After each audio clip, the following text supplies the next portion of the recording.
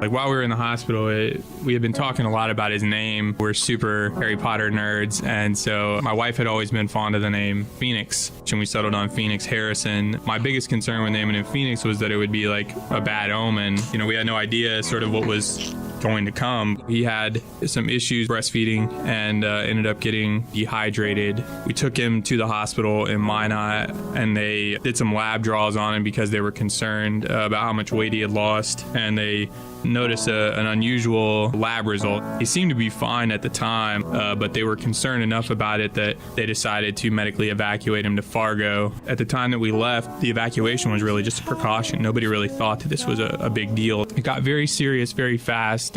I can't say enough things, about how quickly everybody responded and how amazingly they all performed their jobs. Got him stabilized and rushed him down to imaging, and they eventually came and told us that they saw that he had developed clots all throughout the area between his skull and his brain. Nothing like anybody had ever seen before. So they wanted to quickly take him to do an MRI. And between the 5 minutes between when they did the CT scan and they did the MRI, all the clots had grown in his brain, and the blood flow had completely stopped. It's an extremely uncommon situation with a 9-day-old child. What they're supposed to do in that situation is just make the child comfortable and allow him to die. There's just nothing to do. That's when they had taken us into a little room, and they told us he wasn't going to make it. It's the worst thing a parent could ever hear. It was the worst moment of my life.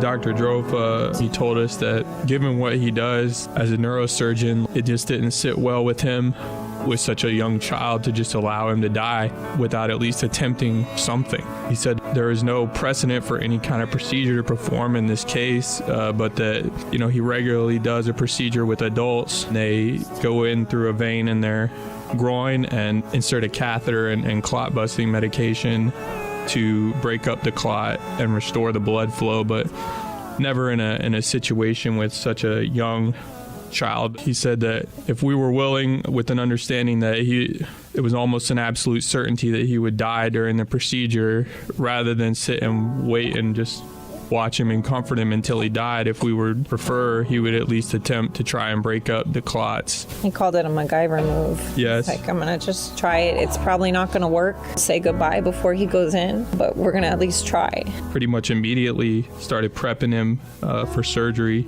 and took us to a small hallway outside of the operating room, and they had us spend about 5 minutes telling our son goodbye. And told us it would be the last time we see him alive. But they let us hold him and sing to him and give him kisses, and just as long as we needed to. And then eventually, it was time. I just say, hey man, this kid is so strong. He is such a fighter. I'm not going to give up. The doctors aren't giving up. We're not giving up. We're going to believe that this kid is going to live. We're going to believe that he can make it through this. And that's when we started just really praying and harder than ever, and just believing that he was going to make it. We thought no matter what, even if he doesn't make it, we're going to believe that he was so strong and he was fighting his hardest. And we just needed to be there with him in spirit. After a few hours, he stabilized, at least for the time being. They said that, they weren't sure if he would develop a bleed or if the blood flow would stop again. And, that wasn't the kind of procedure they could perform twice. We were just so scared, when he went back in, that, it'd be bad news, or that it was just, a temporary fix. Dr. Drofa comes out and, shows us these pictures, and he says, this is today, of all the areas where the blood is now flowing throughout his brain, and it looks totally normal. Basically, he's telling us he's gonna live. It's just so amazing, given his name, he would just rise from the ashes like that. I mean, no, you cannot be closer to death than he was.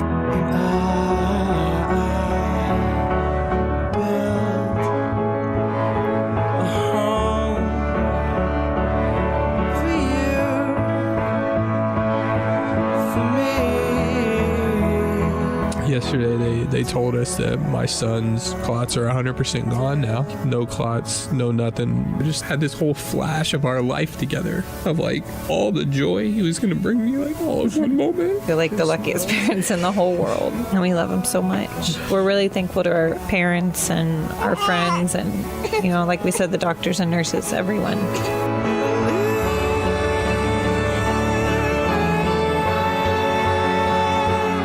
We were here in February. We saw Dr. Drofa and tried to, I don't know what I could ever say to him. You know what I mean? He saved my kid's life. We even thought of changing the baby's like middle name to Drofa because we love Dr. Drofa and his team so much. But Dr. Drofa had told us that that day that he operated on him was actually Dr. Drofa's birthday.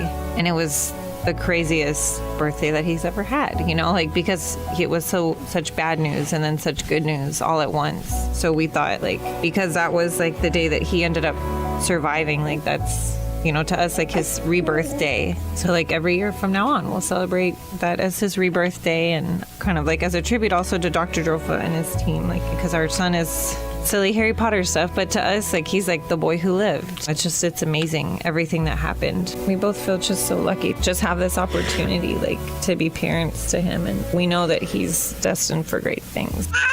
Oh, there he is.